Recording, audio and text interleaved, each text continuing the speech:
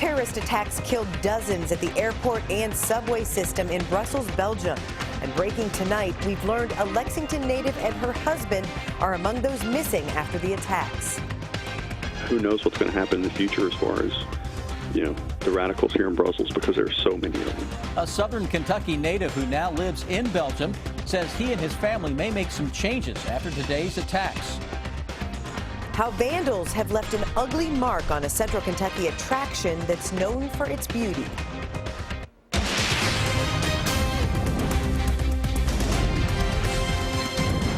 WKYT News starts now with breaking news. More than 30 people killed, nearly 200 injured in attacks at the Brussels, Belgium airport and subway system today. And tonight we've learned a Lexington native and her husband are among those missing after the attacks. Family members say that Stephanie and Justin Schultz were at the airport with her mother, Carolyn Moore, who was flying home after a visit. Garrett Weimer talked to Stephanie's family today. He's live at Transylvania University, where Stephanie graduated, with the breaking details. Garrett? Yeah, I talked to family members who have gathered at the Moores' home here in Lexington just to be there for each other as they wait for news about Stephanie and Justin Schultz. Stephanie graduated from Bryan Station High School and then here from Transylvania University in 2008. I'm told Stephanie's mother, Carolyn Moore, spent the last week in Belgium visiting them, where they've lived for a couple of years now, when that explosion that ripped through the terminal changed everything. I was in line to check in, and she was sitting in the seats with her husband waiting for me to finish. And now where is she? I have no idea where she is. Carolyn was supposed to fly back home to Lexington today. Instead, she's still in Brussels, waiting and recovering, while her daughter and son-in-law are missing. I called, or my husband called, the American Embassy, and they're looking for her too. Stephanie's aunt told me her niece works for Mars Incorporated in Belgium, and Justin goes back and forth between the U.S. and Belgium for his job. Family members here in Lexington say they were too upset to talk on camera as they anxiously await answers, just as Carolyn waits an ocean away. I haven't gotten any information from anyone. I don't know. But this nice person, I'm just following her wherever she goes, because I can't hear out of part of my ear. And then my coat got torn. I wasn't injured though. TV station in Nashville, where Justin is from, reports that Justin's brother says the State Department told them that Justin and Stephanie are not on the list of known casualties, and they are still unaccounted for at this time. As you might imagine, it's been a very difficult and a very long day for the family. However, they say they're trying to stay positive and have faith as they wait on news about Justin and Stephanie, and they ask that you pray for them as they wait. Live in Lexington, Garrett Weimer, WKYT. All right, Garrett, thank you for that live report. Now, here's the latest on the Brussels terrorist attacks. Authorities say that 2 bombs exploded at the city's airport. Another went off in the city's subway system, in all killing at least 31 people. At least one of the blasts was blamed on a suicide bomber. The explosion in the subway was near the European Union headquarters.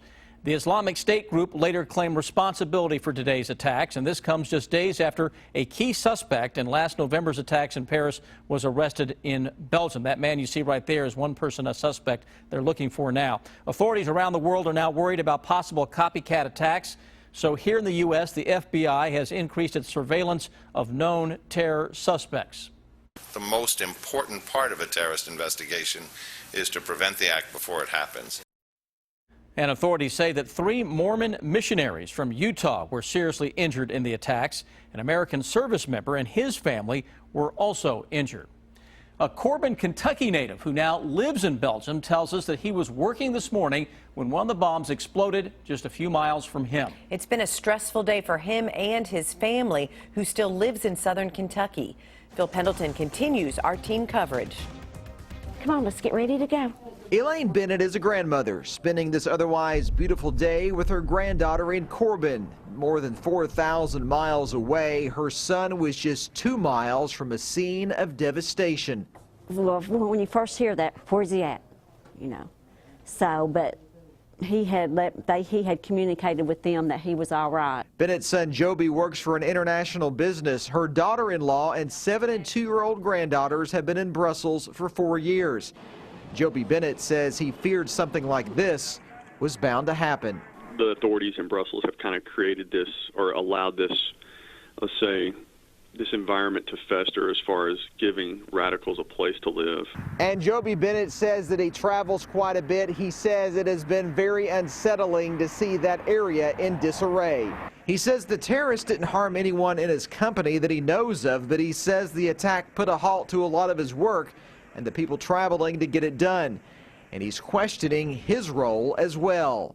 Has already started conversations, between my wife and myself as far as, do we start looking for something back in the U.S.? So we've been in Brussels for 4 years. So, and we saw this kind of building before even the migrant crisis. Bennett says he felt safe in his office, but he says he doesn't feel safe out in public anymore.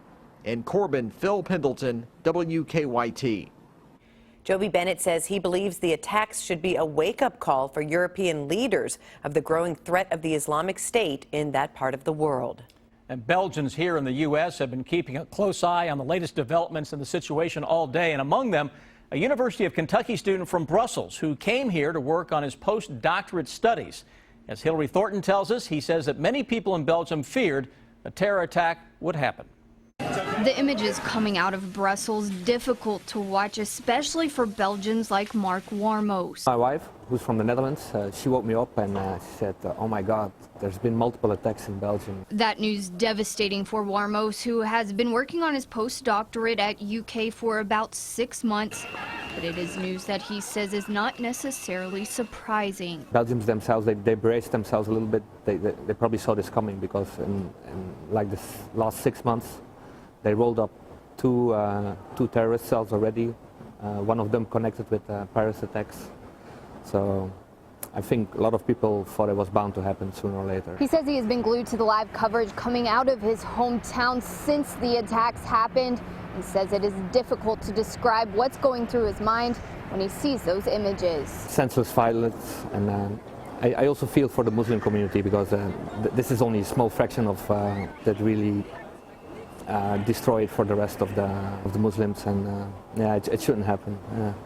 It's sad. Certainly a difficult time for Belgium, a place Warmos says he now more than ever is proud to call home. We Belgians, we're a defiant people, so I don't think we're gonna behave the same way like these senseless people do. In Lexington, Hillary Thornton, WKYT. Warmos says his family is safe and lives several miles from where the attacks took place. The CBS Evening News with Scott Pelley will have the very latest updates on that investigation into the Brussels attacks coming up shortly at 6:30. You'll also find updates on our website, WKYT.com, and on the WKYT News app. Funeral arrangements have been set for a woman who died after accidentally falling at Raven Run in Lexington. Investigators say 22-year-old Katie Stewart died Saturday after falling from an overlook. She was a native of Kenton County and a student at Transylvania University. Stewart's visitation will be tomorrow from 3:30 until 7 at St. Agnes Church in Fort Wright. A memorial mass will immediately follow, beginning at 7, also at the church. Checking weather now, milder air moving into the bluegrass, but you probably have noticed some gusty winds out there today. Chief Meteorologist Chris Bailey joins us with an early look at that forecast. Hey, Chris. Hey, guys, looking good out there this afternoon. You mentioned those gusty winds. We've had gusts around 35 miles per hour. You know how March goes, though. That's typical for this time of year, but the temperatures well into the 60s into most areas. Good-looking March sky that is on top of the area as of now. Look how green everything is getting. Those buds and blooms are out. 66 degrees Lexington. Winds are sustained out of the southwest, 20 miles an hour, but look at the humidity. It is bone dry out there, 23%. So we are picking up on that bad combination of high winds, low humidity. It is the spring forest fire season. Keep that in mind with a lot of burning restrictions that are currently in place. Most areas into the mid and upper 60s this afternoon. Winds right now gusting in Lexington 30 miles per hour. The occasional gust this afternoon closing in on 40 into northern Kentucky, 38 miles per hour with the gust right now into the Covington, Cincinnati Cincinnati area. Nothing on your Defender radar network. Let's bounce it out a little bit, show you what's going on well to our west. Area of low pressure by the time we roll into Thursday is right on top of central and eastern Kentucky. Ahead of that, the gusty winds keep blowing. Those winds will eventually blow thunderstorms into town for Thursday. We will track that and focus on the all-important Easter Sunday forecast, guys, when I come back in a matter of minutes. It is a well-known place to hike here in central Kentucky. Many people go to the Pinnacles in Madison County to enjoy a spectacular view from the top. But tonight, vandals have taken away some of its beauty. Sean Moody has the story, new at 6. On a clear day like today, people come up here to West Pinnacle Summit to get a look at this view. You can see miles and miles toward Richmond and Lexington, but today it's not this overlook that's getting the attention, it's what's on top of these rocks. Erica Olson comes up here pretty often. And it's just the best view I have found as close to Lexington. It's about a mile up the trail to get to the summit. But if you have the right shoes, you can get over that way. You gotta have some climbing skills. If you have a backpack, you'll get stuck. But the climb finished a little differently today. And there is a ton of graffiti up here. I wasn't able to get my camera up there, so Erica took some pictures for me. Here's what she saw. It's literally covering the whole entire top of this rock. Berea College owns the land here. A forester said vandalism like this has gotten a lot more frequent in the past couple of years. Erica's worried the vandalism will turn people away. I mean, it makes it trashy. A Berea College forester said to get that paint off, they'll have to bring a generator all the way up the trail to the summit to power drills with brushes attached. No small task to deal with something Erica says just shouldn't have happened. For them to think this is, maybe some funny prank, it's definitely not. Now, the Berea College forestry people tell me they do have some security around the restrooms, but as far as up here on the summit, they said they just can't monitor that. In Berea, Sean Moody, WKYT. There's no timetable for when they will be able to remove that graffiti. New tonight, people in Mount Sterling gathered to give a K-9 officer a final salute. Mount Sterling police say K-9 officer Paco had been suffering from a terminal disease and had to be put down today, so police gave him a final ride through his favorite places. They say that law enforcement agencies and firefighters gathered along the route to honor Paco for his hard work with the Mount Sterling police. If you drove or walked by Triangle Park in downtown Lexington today, you might have wondered why the park has so much sand. Here's why. Damon Farmer, a Grandmaster sand champion, is turning 21 tons of sand into a sand sculpture at Triangle Park. The Versailles native will work on the sculpture tomorrow through Saturday. He says he wants to bring something unique to Central Kentucky. If they get a smile from it, I'll be delighted. You know, it's something that maybe a lot of people haven't seen in person. They've probably maybe seen photos of sand sculptures online, but it's a different thing to see it live and really be here for it. We don't know what he's going to create, but he says it will have a bluegrass theme.